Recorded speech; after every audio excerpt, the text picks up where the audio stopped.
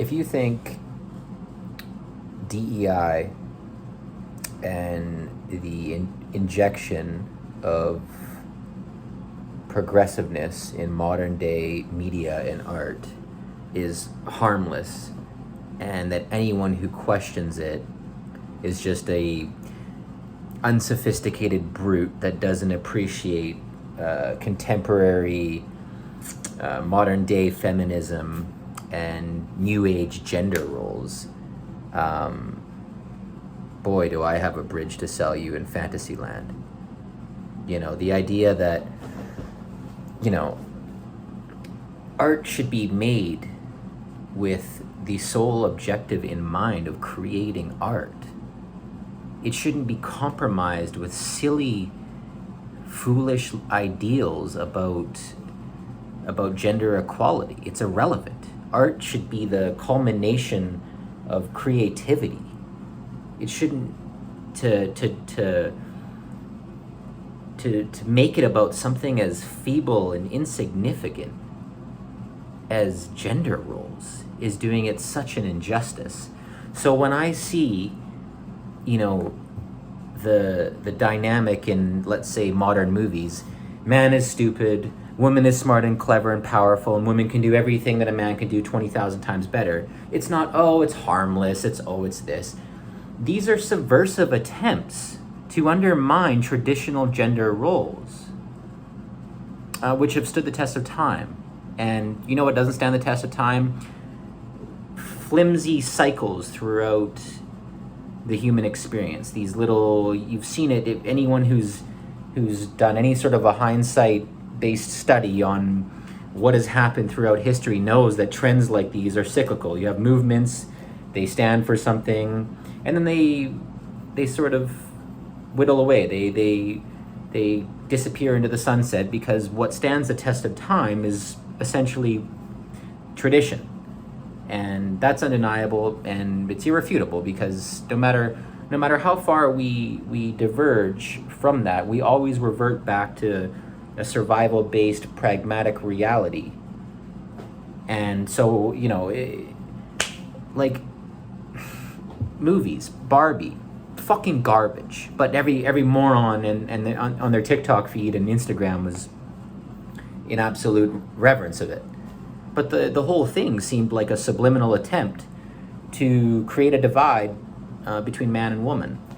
To make that relationship between man and woman more polarizing. Man is stupid, woman is this, and these things are so unhealthy, and they're masked cleverly with under the premise of progressiveness. But they're silly little movements that are just a flicker in time. These things won't be talked about 20, 30, 50, 100 years from now. They're silly.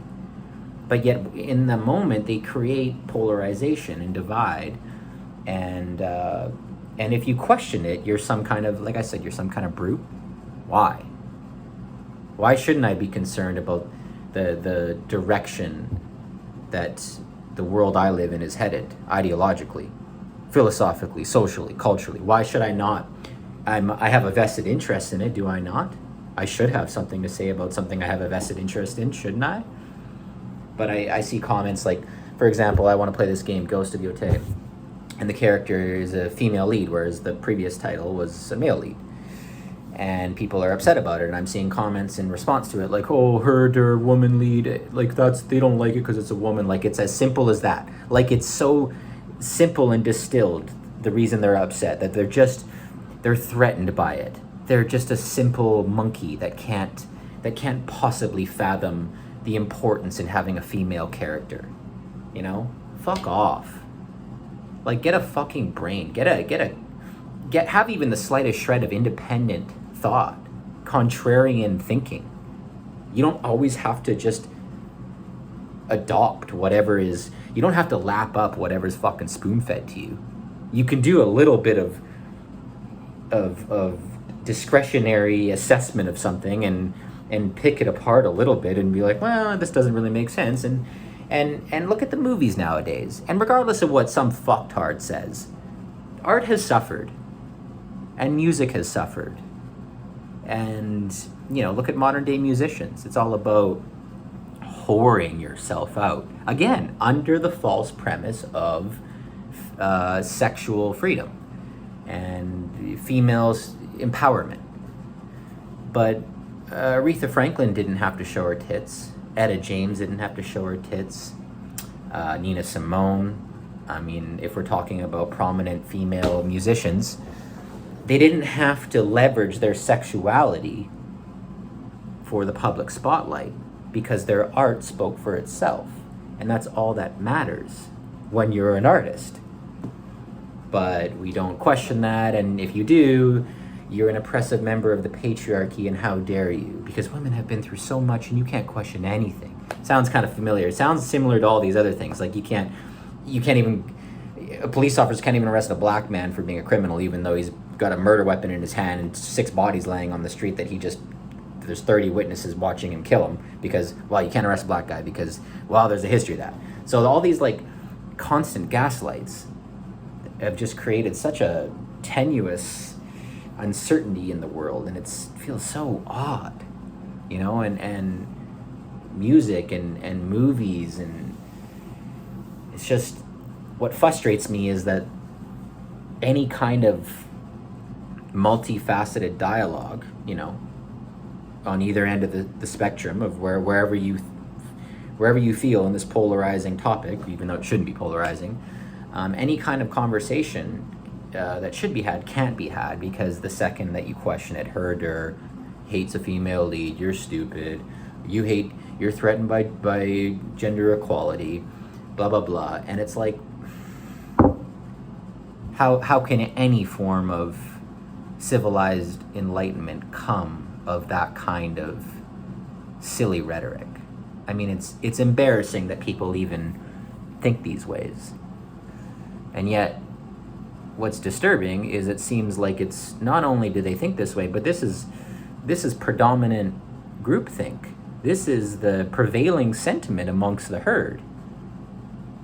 And they never correct until it's too late, because eventually this will pivot back, because ultimately humanity is a survival-based species, and we live in a frilly little frothy fantasy world right now. But as things get tougher, people will revert to more pragmatic ideals and ideologies and outlooks. It won't be, I can be whatever I want to be and have a rainbow crosswalk because it won't matter because you won't be able to pay your bills. And ultimately, when humanity reverts closer to the survival line, it's the most pragmatic ideologies are the ones that withstand that. And it's just these things don't last, and they never do. And I guess as someone who loves movies and art in all forms, it's beautiful to see these things leveraged, is what they really are. Leveraged for profit. I mean, it's corporate virtue signaling. It's politicized profiteering. Again, masked with the self-righteous banner of progression. Well, look at this. Look at who we have as our spokesperson. He's black, gay, LGBT, has no cock, and has 7 boyfriends and 9 girlfriends. Wow, he's one for everyone. Look at how great we are. And I just think, what a shame. Something, I think true dialogue needs to come back in today's world, and I think it will make a comeback as people become increasingly frustrated, because they can only withstand so much of this silly nonsense for so long, and make something just to make it, and to make it great.